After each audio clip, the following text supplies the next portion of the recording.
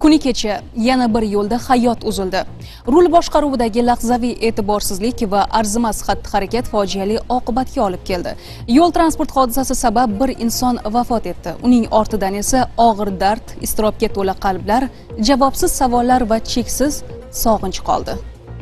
Bu shunchaki raqam yoki quruq statistika emas, u inson hayoti, bir oilaning singan umidlari. Ba'zilar uddalay olaman deb tavakkalchilikka qo'l urishining badali jon bilan to'lanadi. Farg'ona viloyatida sodir bo'lgan avtohalokat ham afsuski ana shunday ayanchli yakun topdi.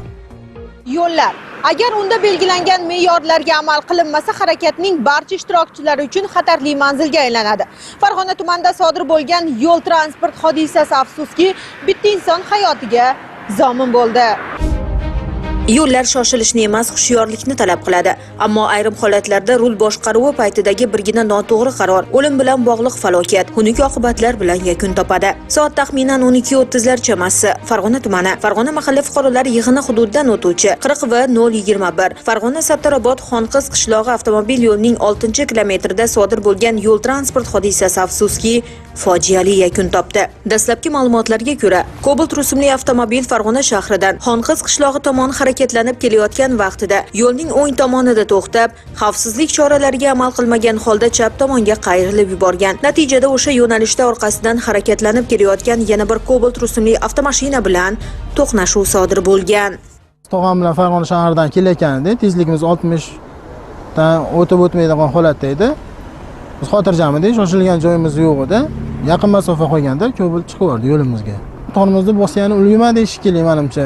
Ko'p emas, rul boshqaruvida 4-5 soniyalik e'tiborsizlik bir umrlik nadomatga sabab bo'ladi. Avtomashina rulini qo'lga olar ekan haydovchi e'tiborsizlik qilibman, hushyorlikni yo'qotibman degan bahonani o'ziga begona qilish kerak. Cobalt egasi esa qaysidir manzilga shoshilgan yoki ulguraman degan xayol bilan yo'l harakati qoidalarining qator bandlarini buzgan. Shoshma-shosharlik oqibati esa xunuk yakun topdi. Cobalt avtomashinasi yo'lovchisi tan jarohati olib, tuman markaz shifoxonasiga birinchi yordam ko'rsatish uchun yuboriladi. Ko'rsatilgan muolajalarga qaramasdan Cobalt avtomashinasi yo'lovchisi 1973-yilda tug'ilgan fuqaro tuman markaz shifoxonasida vafot etadi. Hozirda ushbu holat yuzasidan tergovga qadar tekshiruv harakatlari olib borilmoqda. Yangi yil bayrami arafasida yo'llarda harakat jadallashadi. Bunday paytda har bir haydovchi o'z mas'uliyatini yanada chuqur his qilishi kerak. Yo'l harakati qoidalariga amal qilmaslik, arzimaslik tuyulgan xatolar inson hayoti va sog'ligi uchun qaytarib bo'lmas oqibatlarga olib kelishi mumkin. Bu kun Maftuna Mamasidek va Abdulloh Rashidov, Farg'ona.